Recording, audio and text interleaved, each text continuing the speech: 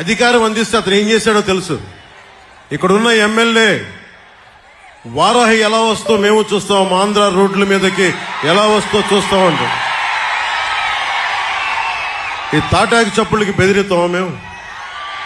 ఈ చిల్లర ఆకురౌడి పనులకి మేము బెదురుతామా మేము? ఏమనుకుంటారు వీళ్ళందరూ, ఆకురౌడీలందరూ? చిన్న చిన్న అతని కొడుకు అంట, పేరు కూడా నాకు తెలియదు సరిగ్గా, అతను ఎమ్మెల్యే అభ్యర్థి అంట. మీరు చెప్పండి, ఇంతమంది యువతున్నారు, మీకు వాళ్ళ కొడుక్కి తేడా ఏంటి చెప్పండి? మీకు వాళ్ళ కొడుక్కి తేడా ఏంటి? దిగొచ్చాడా కొడుకు? మీరు ప్రత్యేకంగా రాచరికంతో పుట్టారా? అంటే మీ రక్తం బ్లూ కలర్ లో ఉంటుందా? మీ రక్తం మీరు దాడులు చేస్తే మేము భరించాలా?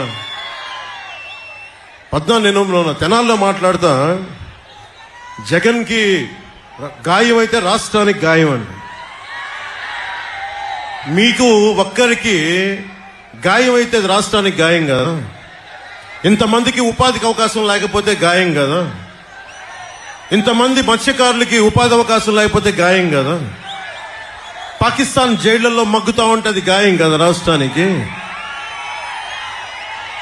చేనేత కార్మికులు, కళంకారీ కార్మికులు రోడ్ల మీద పడి ఉపాధి అవకాశాలు లేక ఆత్మహత్యలు చేసుకుంటా ఉంటే రాష్ట్రానికి గాయం కదా. బాపట్లలో 15 ఏళ్ల అమర్నాథ్ ని అక్కడిని ఏడిపిస్తున్నారని చెప్పి బయటికి వచ్చి ఎదిరిస్తే వైసీపీ నాయకులు చెరుకు తోటలోకి తీసుకెళ్లి పెట్రోల్ వేసి కాల్ చేస్తే అది గాయం కదా. మీరు ఆలోచించండి, మీరందరూ ఇక్కడ ఉన్న ఆడబిడ్డలు, పెద్దలు అందరూ, రాష్ట్ర ప్రజానీకం అందరూ ఆలోచించండి.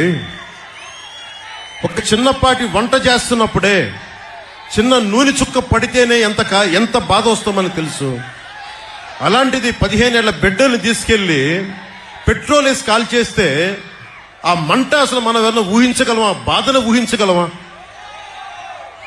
అలాంటి అది వదిలేసి ఇతని తలకి అతను కొట్టుకున్నాడో, ఎవరు ఇసిరారో అతనే, అదంతా మనకు మాయ ఎలా జరిగిందో తెలియదు.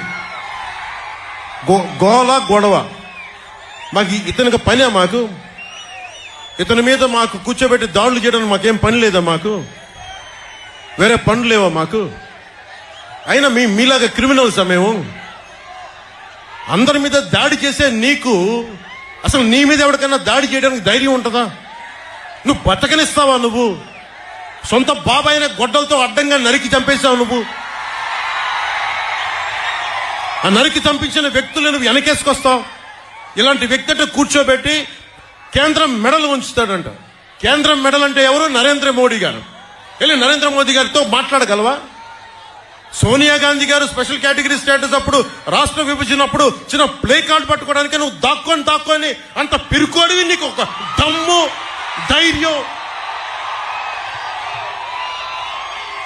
అంత ధైర్యం ఉందా మీకు? నేను మీకు ఒకటే చెప్తా ఉన్నాను, మీరు ఆలోచించాలి మీ భవిష్యత్తుకి. దశాబ్దం నుంచి రోడ్ల మీద తిరుగుతా ఉన్నా. ఇంతమంది చిత్రకథా నాయకులు ఉన్నారు. మెగాస్టార్ చిరంజీవి గారు ఉన్నారు, రెబల్ స్టార్ ప్రభాస్, మహేష్ గారు, అల్లు అర్జున్ గారు, రామ్ చరణ్ గారు, జూనియర్ ఎన్టీఆర్ గారు, ఇలా ఎంతో మంది నాయకులందరూ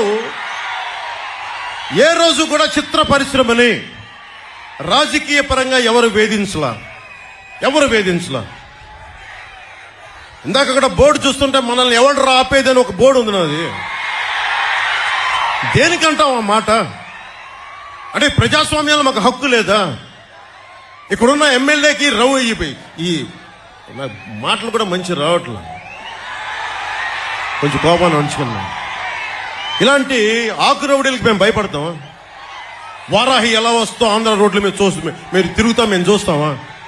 బెదిరిస్తారా మమ్మల్ని? ఆయన నేతృత్వంలో కూర్చొని చాలా బలమైన రాజ్యాంగం ఇచ్చారు మనకి, మీ భవిష్యత్తు కోసం, మీ ప్రాథమిక హక్కుల కోసం. అలాంటి మీరు భయపడతా ఉంటే అది ప్రాబ్లం. జగన్ గొప్పతనం కాదు, ఇక్కడున్న స్థానిక ఈ ఆకురౌడి ఎమ్మెల్యే కాదు. మనం పిరికితనం మనల్ని చంపేస్తుంది. మన చేతగానితనం, మనకి ధైర్యం లేక, అరే నాలాంటి వాడు ఒకడు, నేను గొప్ప కుటుంబాల నుంచి రాలా, మా నాన్న ముఖ్యమంత్రి కాదు, నాకేం పెద్ద గొప్ప కుటుంబాల నుంచి వచ్చిన వాళ్ళం కాదు. అరే మా నాన్న ఒక పోలీస్ కానిస్టేబుల్ గా వచ్చి ఎక్సైజ్ లో ఈఎస్ గా రిటైర్డ్ అయిన వ్యక్తి, ఏఈఎస్ గా. అలాంటి వ్యక్తి కుటుంబాల నుంచి వచ్చాం మేము ధైర్యంగా ఉన్నామంటే మీరెందుకు ధైర్యంగా ఉండలేరు? నా రక్తం వేరు, మీ రక్తం వేరా? నా గుండె వేరు, మీ గుండె వేరా? నాకు ధైర్యం ఉన్నప్పుడు మీకెందుకు ధైర్యం ఉండదు? నేను అది చూపించడానికి వచ్చాను. అధికారం పరమావధి కాదు, మార్పు పరమావధి. మీరు బాగుంటే నాకు చాలా ఆనందం. ఎవరన్నా సరే, ఇది నిన్న కూడా జగన్ మాట్లాడుతా భీమవరంలో నేను కూర్చొని మార్చేసుకున్నానంట. భీమవరం నుంచి మార్చానంట. ఏదైనా మాట్లాడితే కూర్చోబెట్టి వ్యక్తిగతంగా మాట్లాడతాడు. ఏ రోజన్నా సరే జగన్ గారి సతీమణిని నాకు అంటానికి ఎంతసేపు పడుద్ది? పెళ్ళాం అనే పదప్రయోగం వాడతామా మనం అసలు? ఈ దిగజారుడు ముఖ్యమంత్రి దిగజారిపోయాడు. నేను నిన్నే చెప్పాను, పొద్దున్న ఇందాక చెప్పాను, ఇతని మీద ఎలక్షన్ కమిషన్ కంప్లైంట్ చేయండి, దిగజారిపోయేలా మాట్లాడుతున్నాడని. అది పెళ్ళాం అనే పదప్రయోగాన్ని మనం మాట్లాడతామా?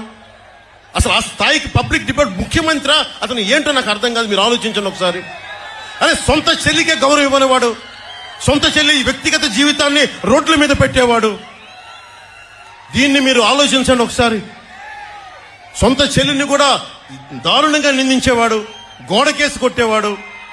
సునీత గారు వైరాలజిస్ట్, ఆవిడని కూడా ఇబ్బంది పెట్టేసేవాడు. చంద్రబాబు గారు ముఖ్యమంత్రిగా ఉన్నప్పుడు ఏ రోజున్నా సరే ఆయన నిజంగా జగన్ లాగా ఉంటే అసలు జగన్ తిరగలిగేవాడా? రోడ్ల మీద తిరగలిగేవాడా? ఆయన నిజంగా ఎంతో చాలా వరకు ప్రజాస్వామ్యాన్ని పరిరక్షించే వ్యక్తి. నేను కూడా ఆయనతో విభేదించాను. నన్నేం ఆపలేదు ఎక్కడ. నాకే పోలీస్ ప్రొటెక్షన్ తగ్గించలేదే, నాకెక్కడ పర్మిషన్ డినై చేయలేదే. అందుకే నాకు ఆయనంటే గౌరవం. ప్రతి నాయకుడికి ఇంకోళ్ళకి విభేదాలు ఉంటాయి పాలసీ పరంగా, అవి ప్రజలకు సంబంధించి తప్ప ఏ రోజు కూడా ఆయన కూర్చొని అప్రజాస్వామికంగా ఆయన ప్రవర్తించాల. జగన్ ఈ రోజు కూర్చొని మేము రోడ్ల మీదకి రావాలంటే అన్ని ఆంక్షలు పెడతాడు. అతనే కొట్టుకొని మా మీద నెపం పెడతాడు. ఇంకొకసారి జగన్ని మీరు కేవలం వచ్చే ఎన్నికలు కాదు, రాజకీయాల్లో అతను పక్కన పెట్టకపోతే ఆంధ్రప్రదేశ్ కాదు దేశానికి కూడా ఇలాంటి నాయకులు చీడ పురుగులు. మీరు దయచేసి బలంగా పెట్టుకోండి. మీరు గనుక బయటికి వచ్చి బలంగా ఈ రోజున చిన్న చిన్న ఉత్సాహం కాదు, పాలపొంగులకు రాకుండా నిజంగా లోతుగా అధ్యయనం చేయండి. మీ భవిష్యత్తు ఇది. నా భవిష్యత్తుకి ఇబ్బంది లేదు, చంద్రబాబు గారి భవిష్యత్తుకి ఇబ్బంది లేదు, ఆయన కుటుంబానికి ఇబ్బంది లేదు. కానీ ఇన్ని కోట్ల మంది ప్రజల భవిష్యత్తుని ఒకళ్ళు బాధ్యత తీసుకోవాలంటే చాలా కష్టమైన పని. మా సైజులు మేము తగ్గించుకున్నాం. చంద్రబాబు గారు దాదాపు ఎన్డీఏ కన్వీనర్ గా ఉండి, జాతీయ స్థాయిలో ఎన్డీఏ కన్వీనర్ గా ఉండి ప్రభుత్వాలు నడిపి కేంద్ర ప్రభుత్వానికి కీలకమైన వ్యక్తిగా ఉండి ఈ రోజున తగ్గి ఆయనకి ఎమ్మెల్యేలు కుదించుకొని తగ్గించుకొని వచ్చారు. అలాగే నాకు కూడా ఓట్ పర్సంటేజ్ పెరిగి కూడా నేను తగ్గించుకున్నాం. మనకి బలమైన బందర్ను కూడా తెలుగుదేశం పార్టీకి వదిలేసాం ఈ రోజున కొల్లు రవీంద్ర గారిని గెలిపించడానికి.